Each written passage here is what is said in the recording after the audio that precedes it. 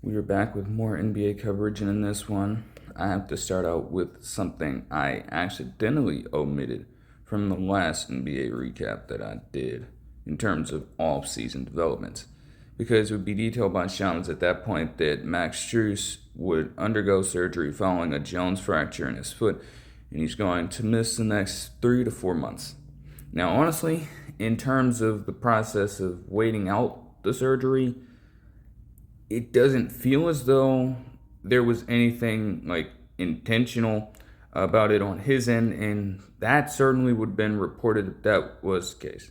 But regardless, it is something that will at least hurt this Cavs team a little bit. I mean, we are talking about a player in Max Strus who shot 38.6% from deep with the team last year. And, that's really what they're looking for at this point.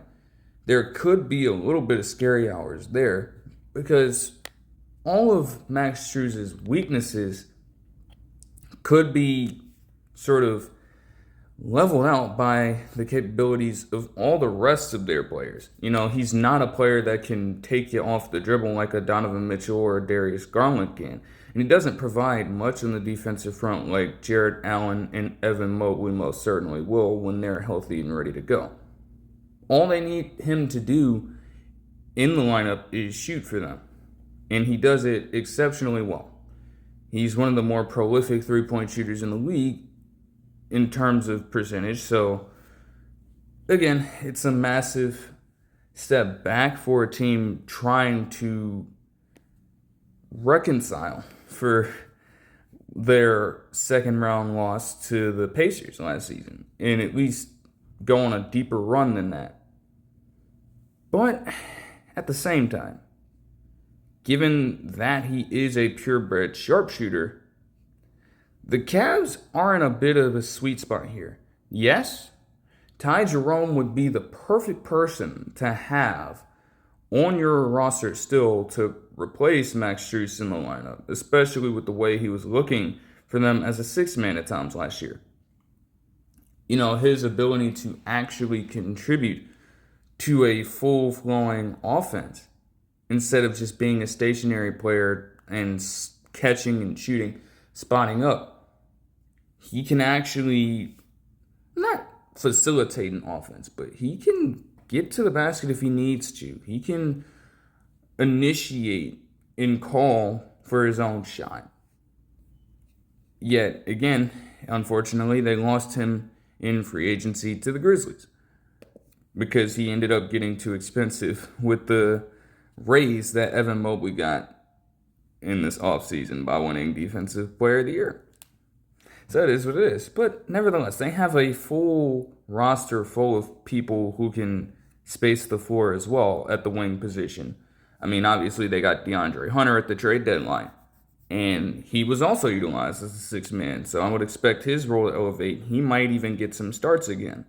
You have Jalen Tyson potentially coming off the bench. He is a bit of a lesser player, but, with Tom, he can potentially see his share of reps increase. You have Chima Okeke here, also a bit of a weaker player, especially compared to a player like Isaac Okoro, but at the same time, he can provide defense for you. And he can space the floor relatively well. Not to mention Sam Merrill also coming off the bench, and then they recently drafted Tyrese Proctor in the second round, which ended up being a steal for them. And he is damn accurate from the three-point line as well. So they've got some depth here, that can at least hold things down while Max Strus has to miss this time. It's going to hurt, but hey, they'll be ready. In other news, it would be detailed that Jeremy Lin would officially retire from basketball after 15 years in the profession. He had been spending, these last few seasons since he's been out of the NBA overseas in different stops. And I guess he just decided to call it a career from there. His legacy is going to look a lot different compared to his peers. He wasn't a player that had, I guess, in terms of like No, he was not a player who was at the most elite level of play in the NBA for a long enough time, even comparatively to some of the worst players in his era. He was not a true superstar in any sense of the word. And his longevity, again, compared to that of other players, was mostly spent as a role player and a journeyman. He was not the focal point for each and every single one of his teams. In fact, he might not have really been viewed at that point for the better part of his career, you could argue. However, everybody wants to talk about the insanity run. And, even all these years later, we're talking about 14 years, 13 even, since that stretch from February 4th of 2012 all the way to the tail end of that season. Just putting on masterclass after masterclass, legendary moment after legendary moment, going up against some of the best, the LeBrons, the Dirks, the Kobes of that specific era of basketball, and holding more than his own. In some cases, being successful enough to beat them. And again, while it might not have lasted for enough time for him to really be considered by others, I guess specific critics, writers, media members, whatever, they probably hold a much more collective definition of what greatness truly is. And he may not fit in that box. However, that sliver of time not only impacted a generation of Asian American basketball players. When it happened, especially with some of the other ones, like Yao Ming, for example, also being Asian American. Well, Asian, having Asian heritage. His run there set the tone for generations to come of aspiring basketball players who come from that part of the world. And showcase to them that, hey, even if, this is a specific group that is not represented as much in the basketball world, at least in the NBA, there is a route for you somewhere. And if you do all the hard work behind the scenes, if you can showcase that you've got potential, there's no obstacle too great for you to overcome eventually. And if you continue to sustain that, someone's going to take a chance on you. It might not always be the NBA calling for every single Asian American basketball player or aspiring basketball player from that part of the world, but it's not out of the realm of possibility for you. If you truly want to pursue that as a profession, it's all on the table. It's there for you now. And we, again, in this day and age, the Asian American population is still underrepresented in the NBA, at least compared to other groups of people. But, there have been a rise of, star players coming from over there. And yes, we can say that Asian players of the past have contributed to that, but no longer can we say that Jeremy Lin isn't partially responsible for that. And that alone, even if he does not make the Basketball Hall of Fame, he will forever be a legend all over, in all parts of the world that he was able to touch with his basketball talent, whether it be in the NBA, whether it be overseas, and whether it be in the Asian region. I mean, truly. Like, that's all that you really want to leave behind in some cases. It's not always about what you can put up on a basketball court with your numbers and everything. He had a much broader, much greater impact than that. And that truly speaks volumes to his character as a person, and I guess what exactly he may or may not have intended to do with his spotlight. Because either way, whether or not he asked for it, man, he was certainly, for quite some time, the face, a beacon to a lot of people from over there. And the fact that I can sit here saying this as a person who just barely missed out on watching Jeremy Lin in his prime.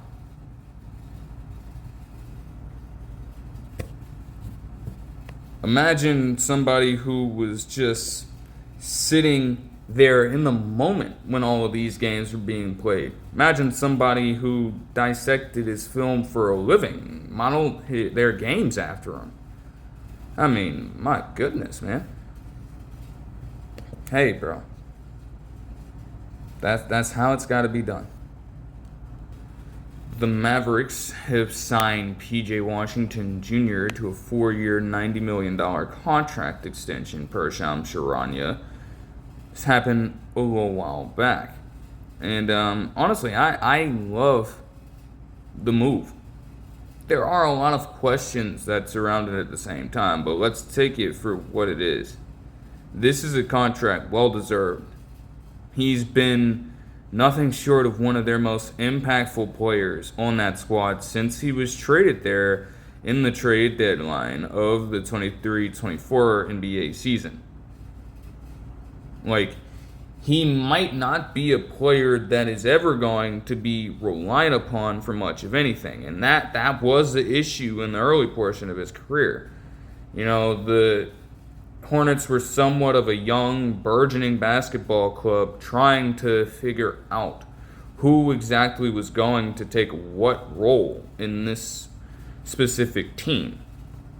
And they asked P.J. Washington Jr. to do far more than he was really capable of doing. And that led to some very horrible nights for him.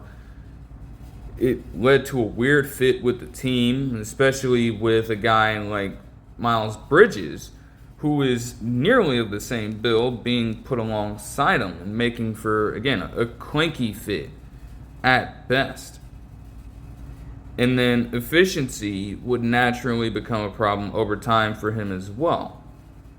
So it wasn't a surprise to see that after a while, the Hornets had had enough and were just trying to make someone out to be the scapegoat for this. Because let's be honest, even since they've moved on from P.J. Washington Jr., they haven't been a good fucking team. But they viewed him as damaged goods. Especially with all the other craziness going around with fucking Renner and shit. That certainly didn't help matters either. But once he got into this Mavericks organization, man, it seemed like everything turned on its head. All of a sudden, this man, P.J. Washington, was one of the core players on a squad that contended for an NBA title in the season before last, in 2024. And again, he, along with Daniel Gafford, who they also signed to a contract extension in this offseason. I'm glad they got both of those deals done. Because in very different ways, but in some of the same ways as well when it comes to their defensive qualities, they completely were able to vault them into a near title run and a potential win at that for a roster in 2023 that ended off the season facing a lot of scrutiny for their decision to bench their guys and get a better placement in terms of their selection in that year's NBA draft. Which, again, they inevitably ended up getting Derek Lively II from that. Like, from that perspective, like, he has still, even after, again, they fucked all of their progress up by trading away Luka Doncic. He still was a player that looks to get some more opportunities. And that's where the interesting part of this situation comes in. Because these days, you can still find a few bench players getting paid that much amount of money per year. And the thing is, with Cooper Flagg now being a part of that Mavericks roster, do they still need to view PJ Washington Jr. as a starter? In reality, there's a chance they could. He's well established at this point. He's going to be entering his prime this season. And he's taken some steps up offensively. Now, no, he still can't run an offense. But, they've been asking him to be a sort of 3-and-D player. He can get his shot every now and then. And he ended up having what was, at least by some of these metrics, one of his better seasons last year. Again, obviously, with a bit more opportunity because of how everybody got injured. Need to take that into consideration. Still, in 56 starts and 57 appearances, he averaged 14.7 points per game on 45.3% shooting, while shooting 38.1% from deep and also grabbing 7.8 rebounds a game. Like, to have him do that last season and then give him a reduced role might not be the wisest thing in the world from their standpoint. But at the same time, if you really believe that Cooper Flagg is going to be your future, you punted on Luka Doncic, essentially just to luck into getting Cooper Flagg back. If you really believe that he is the future of your organization, there's a great chance that you'd be willing to make him the starter on opening night, rather than have him work his way up off of the bench as the leader of the second unit, even though he probably could, given how portable of a player he is. And that's going to make the fit really interesting for PJ Washington Jr. Because, I don't know, if they want to continue affecting Derek Lively II's minutes, they probably keep him as a bench player. And they probably have PJ Washington as a 4 with Cooper Flagg as a 3 or 4 on some occasions. But it's just they've got a lot to play around with when it comes to the actual, positioning of this lineup in this rotation on a night-to-night basis. If things go south within the first few weeks, some changes could be made, sure, but I don't know. Feels highly likely that PJ Washington Jr. would start out the season as the leading guy in either the 3 or 4 position. But you never know. And hey, if he does have to become a 6th man, it's not like they weren't asking guys like Najee Marshall. Like, he was doing that for them last season in bits as well. And honestly, it worked out well for him, though not that great for the team. Like, they weren't really successful, even though you just have these random spurts with Najee Marshall as a 6th man going off for fucking 30 points or something. Like, if efficiency can be kept in check, who's to say that PJ Washington Jr., if he needs to, can't fit that same role? Either way, he's not costing you a lot of money. So you probably can afford to get away with doing that if that's how you feel that you need to approach this. Again, a lot of questions to answer. And, I mean, from their perspective, Nico Harrison's bitch ass will tell you they're in a very good spot. And honestly, it would be hard to dispute that. Again, aside from the elephant in the room, of course. Like, they've got a great team when everybody gets healthy. But they need to do whatever it is they can to at least weather the storm. Just try to have at least an above 500 record prior to Kyrie Irving's return. And you need to at least be in the running for the playoffs. You have to make sure that no matter what happens, no matter how you do this, when Kyrie Irving comes back, a grand chance at making the playoffs without even having to worry about the play-in is viable for you.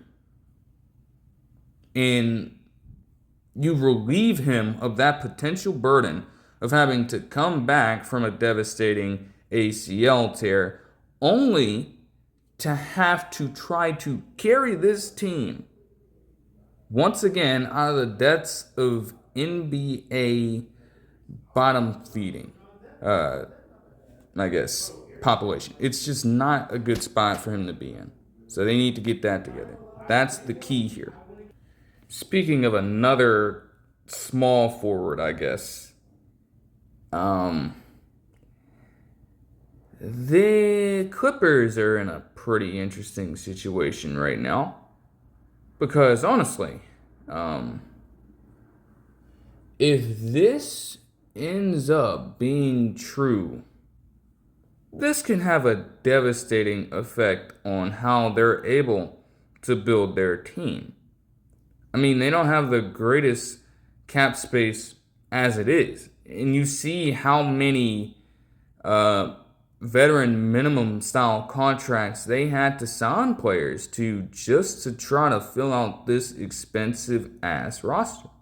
That is already just paying dastardly fucking amounts to people either on their roster or not currently on their roster this season. They did luck out heavily by having to pay Bradley Beal way less money than they probably would have in any other situation.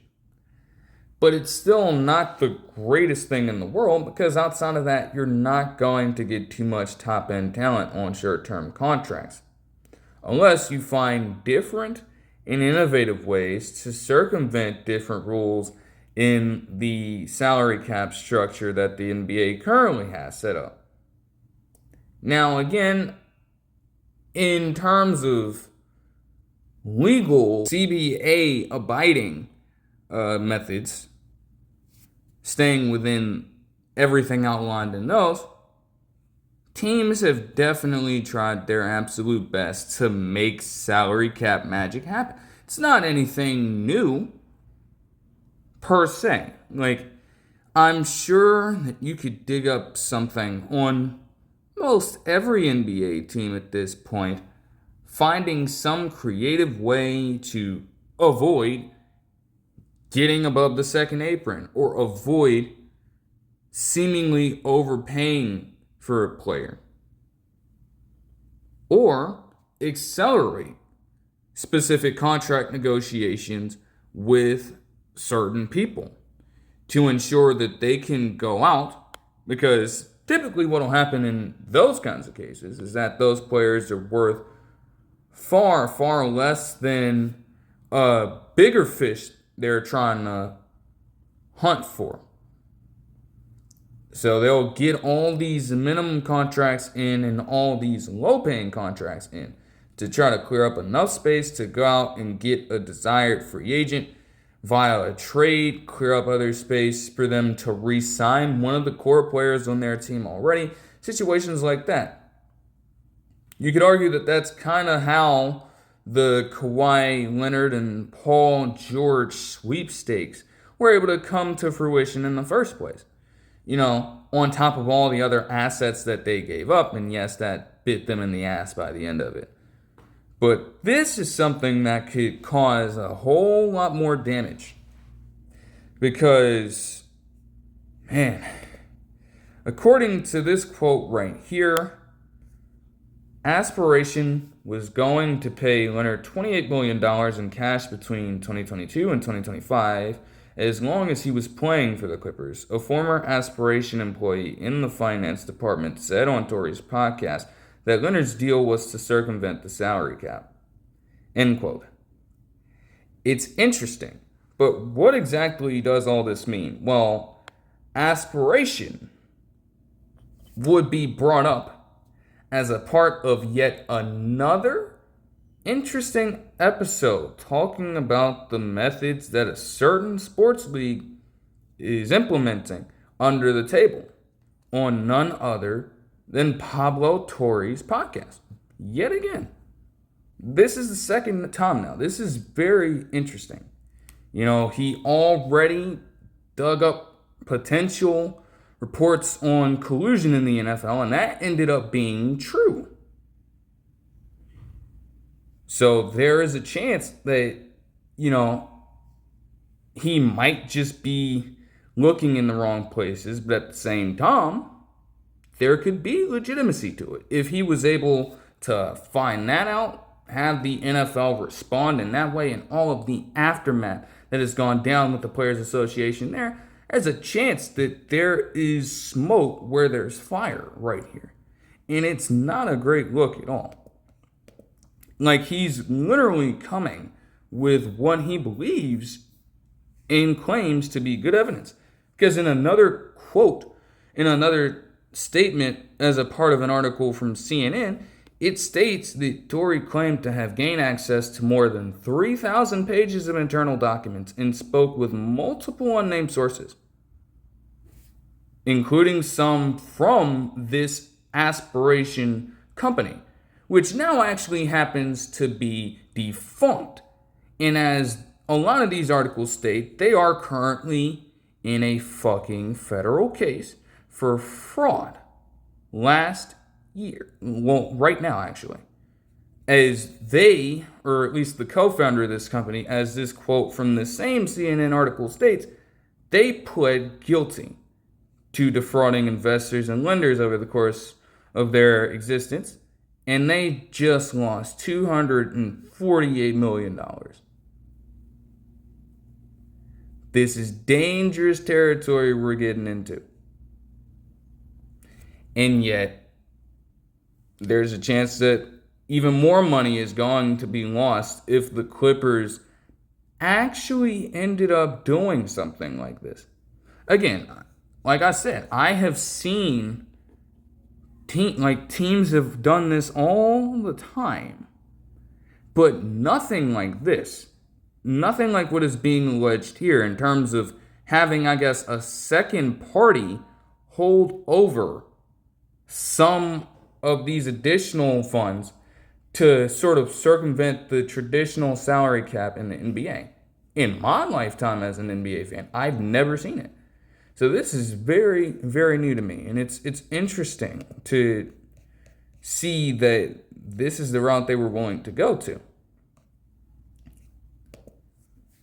Like, it was definitely a bit of a struggle to keep Kawhi Leonard for all this time. And, everybody was just trying to see him move on because of how unsuccessful his time in LA has been. But yet, time after time again, somehow, some way, he has been able to re-sign with the team. And they have also tried their absolute hardest to bring in additional star talent. I mean, money was cleared up so that they could get James Harden, even on a sort of lesser deal, right? They were still able to get him back while PG and Kawhi Leonard were still there at the time.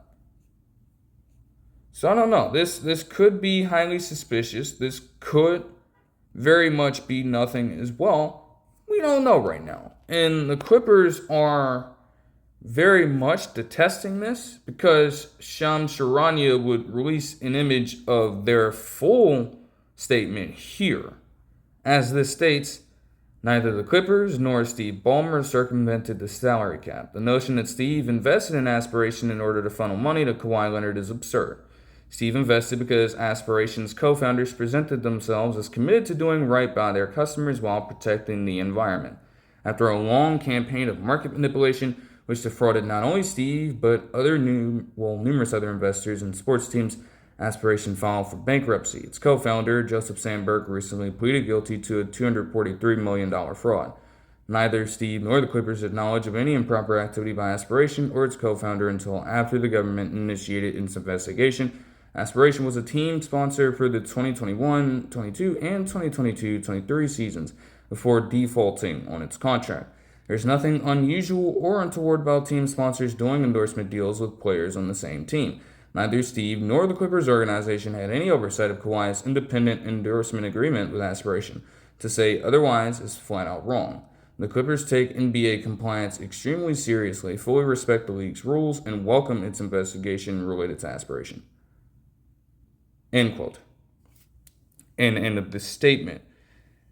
Yes, it is very true, as a lot of other articles and statements corroborate, that Steve Ballmer did have a stake in Aspiration at that time. He did invest money, $50 million in fact, into their, overall operations when it was still up and running. And then obviously when it went defunct in 2023, obviously he took at least a little bit of a hit. The man is a billionaire, but it definitely hurt his pockets to some extent. Still, with building the new arena, there's a chance that he has recouped at least some of that back. But it's still a massive loss that can't go unpunished or unaccounted for. And even though they will say that, Kawhi Leonard had an independent agreement here, you have to be able to at least have some knowledge of what is going on there, I would assume. Because you see those kinds of deals, at least if the player would like that kind of, restriction, certain players will end up taking less money over time if they know that they are getting other funds from other sources. That's not uncommon. So they're right in saying that. But Kawhi Leonard doing Kawhi Leonard things allegedly is where this takes an even deeper turn. Because typically with some of these paid sponsorships that other companies have for different celebrities and athletes, you're normally going to have to try to do your best on your part to promote them, whether that be through doing advertisements with them, whether that be through making different posts and allusions to their product via other media. Happens all the time. Multiple of these articles have stated that other, celebrities over time, like Drake and even Robert Downey Jr., did have stocks in the company, were sponsored by them, and did in fact make multiple posts with them, did also do advertisements with them at times. But the, exposure on social media was very important in both of those guys' involvement with the company. And let's just say that allegedly, Kawhi Leonard still just wanted to be a robot about the situation and did not give a fuck about trying to rock with any single one of these people whatsoever. Because as this quote states right here, Leonard agreed to his endorsement deal in 2021. However, the deal was not made public, and Leonard never made an appearance or so much as a social media post per aspiration, PTFO reports. End quote.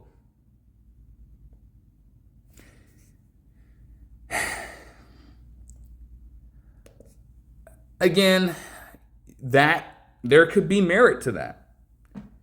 Like, there's a high chance that this wasn't made public. I mean, I think people would have damn sure knew that he was connected with the company in some fashion if they would have opened up and said anything about it.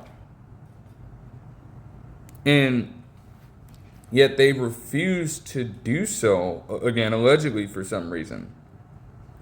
This is an under the table thing because essentially, as a lot of these different articles states, whether it be the one from NBC Sports or CBS Sports, essentially, across these 4 seasons he's been with the Clippers, since 2022 at least, signing this deal, he's gotten, or at least is due for $28 million in excess, $7 million per year. And again, what Pablo Torre is alleging here and claiming, at least on the part of all of his research he has done to this point and all of his interviews with some of these other people connected with the company, he believes that this is under the table and that they purposefully did not report on it because they understood that the Clippers had some involvement in influencing the flow of funds here by trying their hardest to circumvent the salary cap. And it's like, damn, that is tough. But what's even tougher is that if this is all true, I mean, like, are we being serious right now? Like, a no-show job, essentially, is what the headline has been for, something like this. How the hell are you gonna, again, allegedly, sign the deal? You're not showing up. You're not doing anything with them. Like, that's all that goes into a sponsorship deal in the first place. And I mean, yes, Kawhi Leonard, we get the idea. He's not that much of a talker. He's a guy that stays in his own lane. All right. He's definitely got, I can't even say socially, he's just a quiet guy. We know this. He's a fun guy, man. We get it. But at the same time,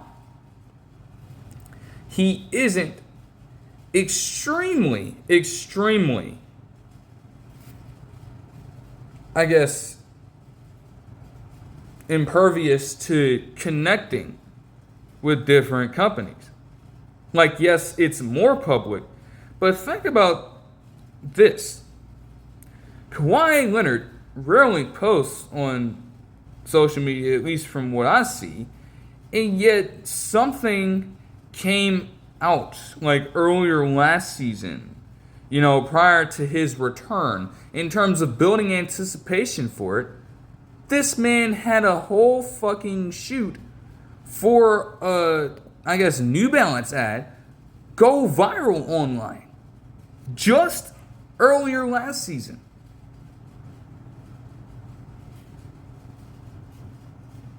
Like, he's not completely, lacking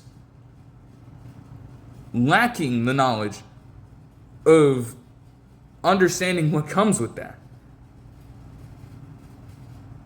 He understands what he's doing in that situation. Fully aware. And again, of course, if this wasn't made public in the first place by the part of the company, why would Kawhi Leonard go against that and expose not only the company and himself if this is to be true? Because that would be a very, very interesting revelation to shell out to the public.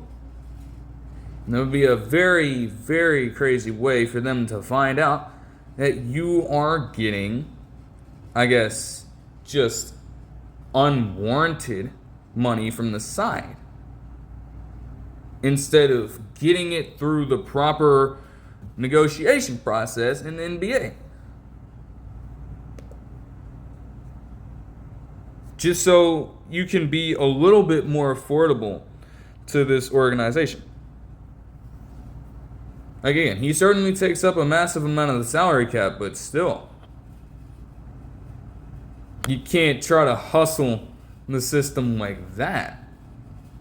Like, damn, son. Come on now. That just cannot go down. But, yeah. And even though the Clippers would deny with this statement, even though there's a chance that this could be much of nothing, the NBA is not fucking around at all. They are not fucking around with these niggas. All right. As they just said right here with this quote from Mike Bass, actually, per NBC Sports, we are aware of this morning's media report regarding the LA Clippers and are commencing an investigation, end quote. Also, later on in that day, Shams would mention that they are launching into an investigation into both Kawhi Leonard and the entire Clippers organization as a result of this. Like, okay, you think this is something you can get away with? If you did do it, it's not going to be so easy. At least it shouldn't be in theory, you know. I mean, we got the same stuff going on with different gambling investigations, but, you know, they're going to absolutely do everything they can to find any sort of connection to this. And if they do it, it's going to be bad. Because as SB Nation would outline in an article from them on the entire matter, there is precedent to a situation like this. And I do recall hearing about this ordeal, but obviously wasn't around to see it playing out in real time. So, end quote. Well, as this quote states, the last example we have of a team getting caught for overt salary cap subversion was Joe Smith with the Minnesota Timberwolves back in 1999 and 2000. In that case, he signed 3 veteran minimum deals for less than $3 million each, with the organization paying him under the table so they would have salary cap flexibility.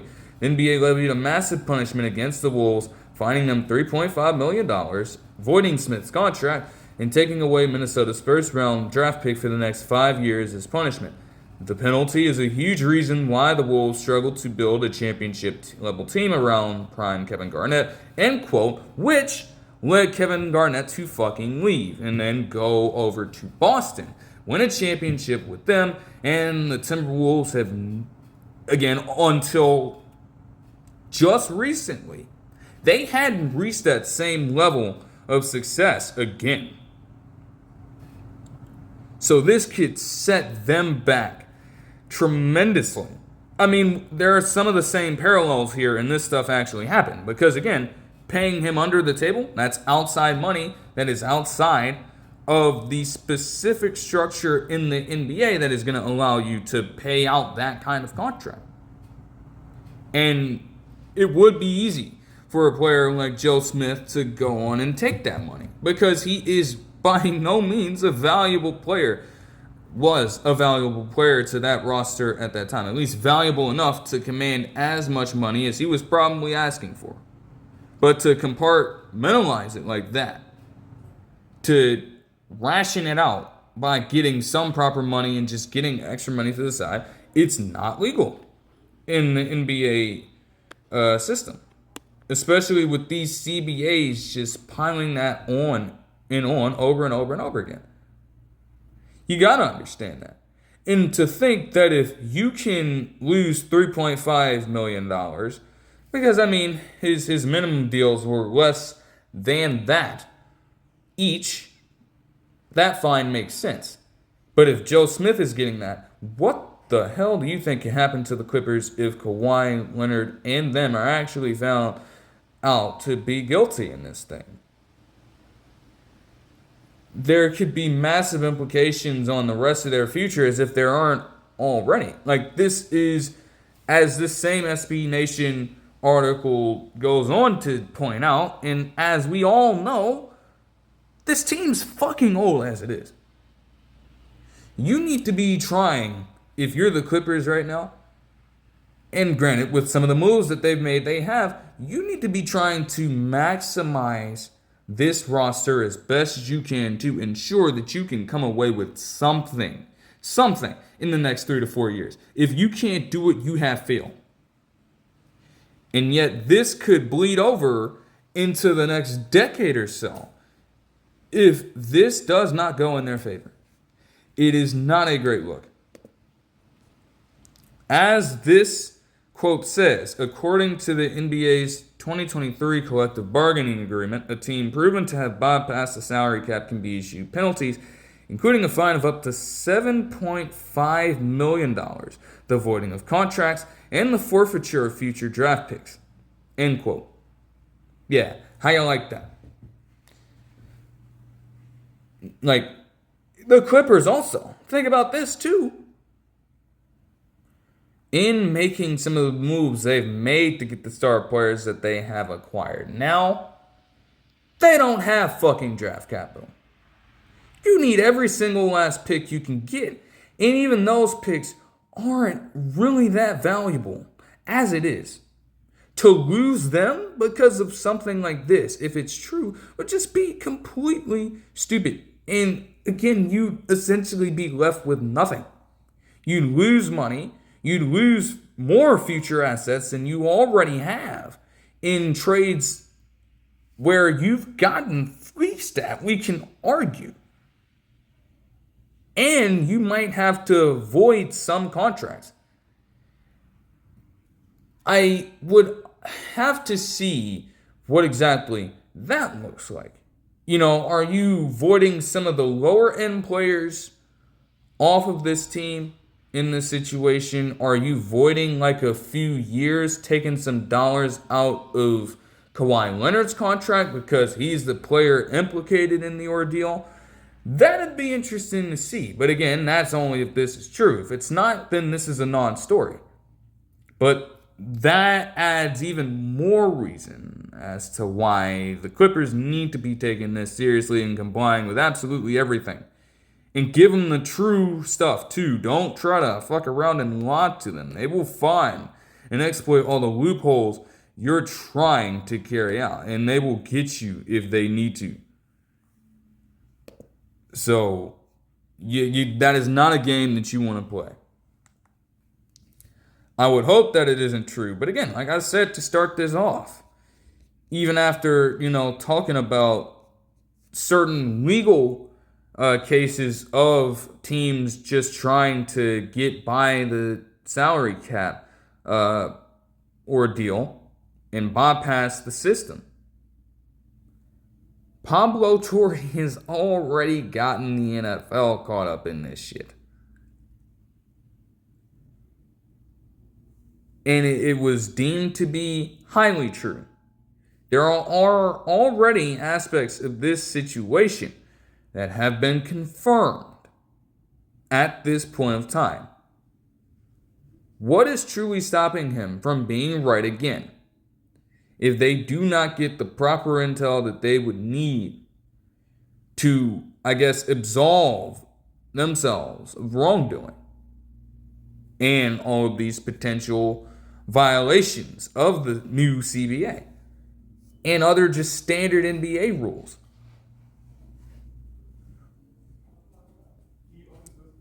Like that Joe Smith ordeal came into play when even less money was being made by the NBA in the first place compared to what it is now.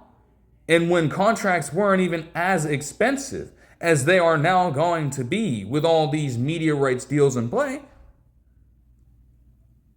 And they didn't play that shit then. You think they're going to play that shit now?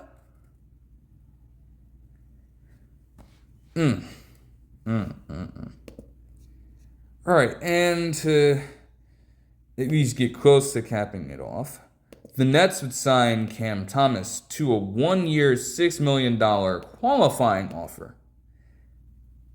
They had been talking about a contract extension for the longest time, and yet you mean to tell me that they didn't even come close, as Sham said in the post, they didn't even come close to a contract negotiation. That's a scary sight. Cameron Thomas, yes, the Nets have been a terrible team. He's been one of their better players. Again, for as terrible as they've been, I don't know how much that really says. And I think that's what they've been trying to bank on this entire time, with just trying to hardball Cameron Thomas, I guess. Like, in a way, they're going to want to extend him, but they probably don't see him as worth all that much right now. Because it feels like as they continue to progress as a team, they could get players that are much better and a greater fit for their roster. Like, for as lethal of a scorer as Cam Thomas can be, I mean, this is a player who did have 40 points in 3 straight games in the 23-24 season. But a lot of these are empty numbers. A lot of them.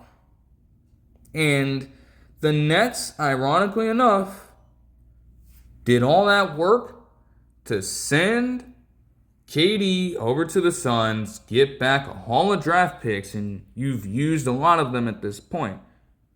You did all that work to get a player of that magnitude off of your team, and it did set you back.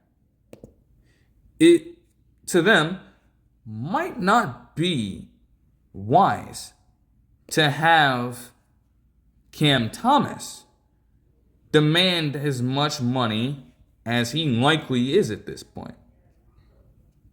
Because if that's the case, ironically enough, you trade KD over to the Suns, and yet you are dealing with a similar situation that the Suns were in when they had Bradley Beal for this time. Now, I'm not even about to sit here and act like Cam Thomas is worth $50+ million if Bradley Beal's ass is still not worth that much money. That is a steep hole they would be getting themselves into. So they need to do as best as they can to just have a true, honest rebuild. Let this team flourish and develop in the way that they need to.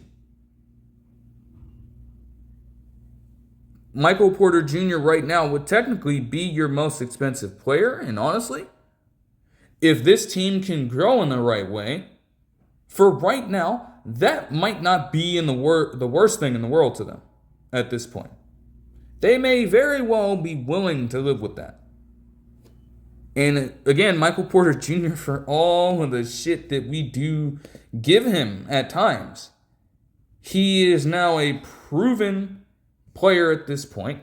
He is a legitimate champion, something that none of these Nets players, none of these current Nets players on this iteration of the roster have ever gotten anywhere close to contending for a playoff series. And this man won a fucking title. He brings that experience over to the Nets. So he's definitely within reason to herald as much money as he is in terms of the share of, I guess, contract money on the roster right now. Well within his right. Cannot say the same thing about Cameron Thomas, even though he is a player that can still develop too.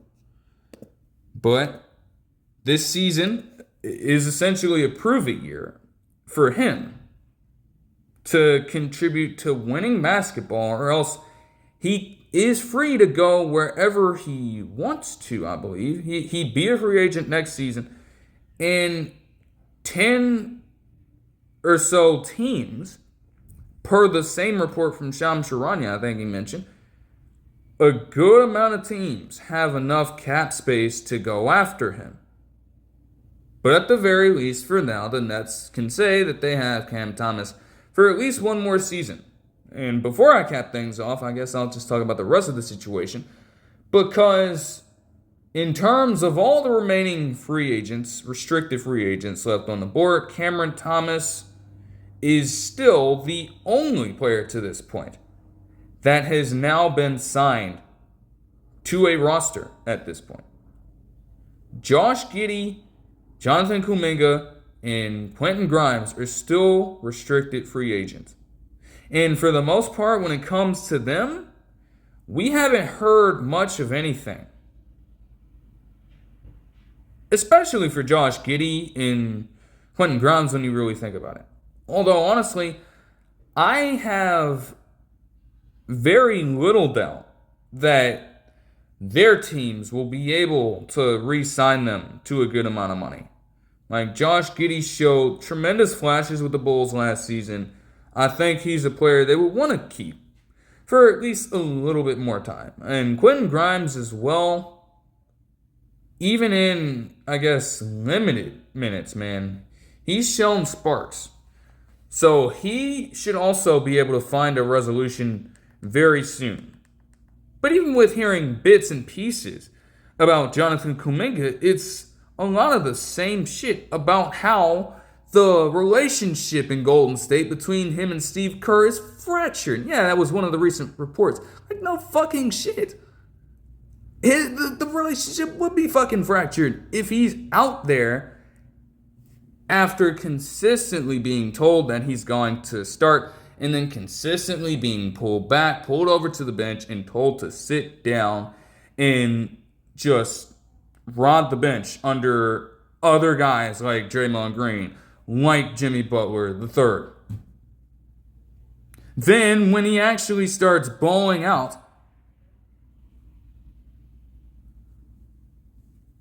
it's not worth much of anything because the team doesn't even end up going as far as you want, and you have questions about his consistency and so on and so forth. He's a dynamic player. And he's also got a massive amount of untapped potential.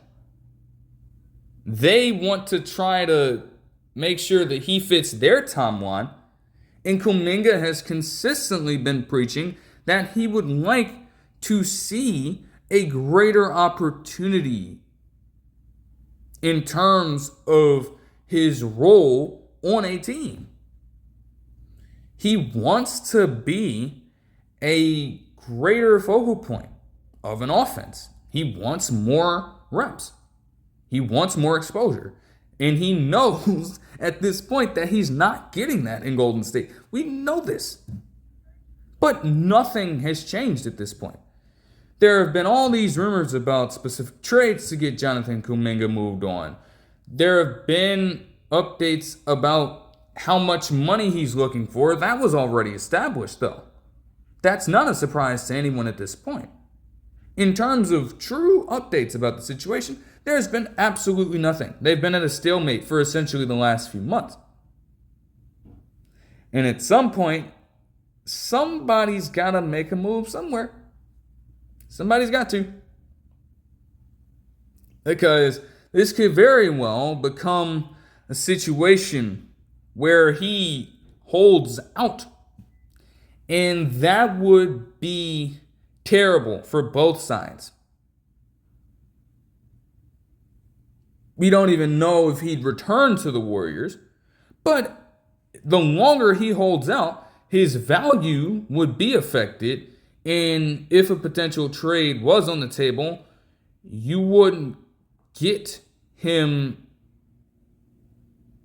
You wouldn't get anything in return for him at this point. If it carries on for long enough, because that value at this point that he has built up is going to diminish greatly if he sits out for enough time.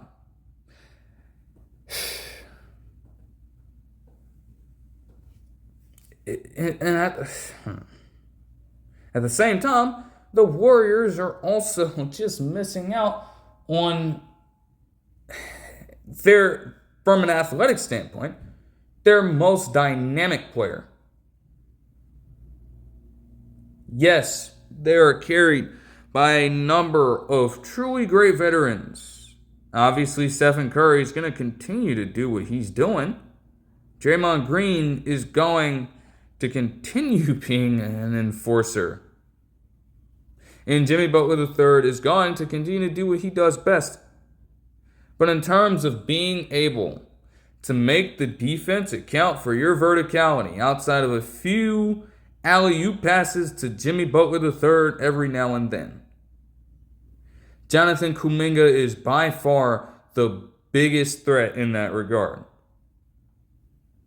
And losing him changes your entire complexion, especially on the defensive front, as you're facing off against a lot of these different players, whether they're superstars or not. A lot of teams are getting younger, faster, stronger. And Kuminga, although he does have to hash that out, defense is a weaker quality of his, he can at least keep up with them on a good night. And you can't always say the same for each one of those three.